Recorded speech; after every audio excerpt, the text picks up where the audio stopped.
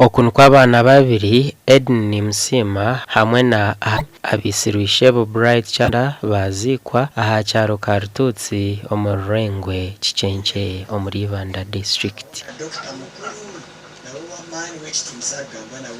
Enkuyanja y'abantu kuruga enshonda n'enshonda niyo yiza kushendekereza abaana aba kandi nyinabo Okutonzya yagamba hari bimwe ebibireho ishebo atakabisire. Abaana tahagenda n'abaana bazayo bashemerwa bazo mu garden nibabona bakunda kurya jesha n'abaana babo bagenda mu garden barya abanyumirwa bashemerwa nkaburijo kuyizire omukutaha bashemerwa nkambaguriye nkito za Christmas bazumworeka ngutajireba mama yatugurire nkito ate ataye bare ati abahesumu bazana games agira ati mwen orbe chinkenda kora ninyenda abaana batu bashomese bashome baba abantu bamani obundi tokamanyanyesya bakagire kibatiyamba. Omwana omukuru Eden twamanyise wangu abire nazo mu kibiina kya mushanju kandi omuto ari kuza mu top. Praise God.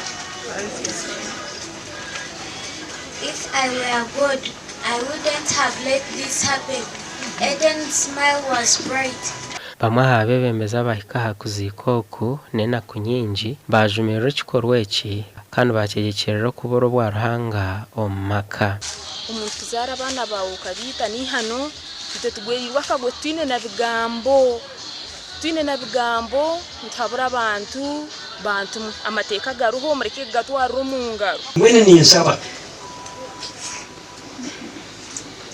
abanyabuzare banwane banje abanyamukago muhigezaho kumpesha arambango aho ko kare nyina mutuma mbwenu tinga bashirika no kurga Bright na fatinga ryaga na hatka tinyinezara necho busasi kushanga nkejo incidents nebaho kandi omateka nichenda mateka itwe nkabebembezi twino busasa bo kubatwa ferwe injingo nto. Reverend Justus Amanya niwe yaburira kushendekereza embiri y'abantu shebo batakamucwera urubanza nkoko buri omwe ari kumwendeza. Turiyo tucwera Bright urubanza ntumucwera urubanza nusanga Bright na wabira taruwe amani tete bashabira ngo rahanga basasire Gasha kwa Timothy Mushabe. Aha kuba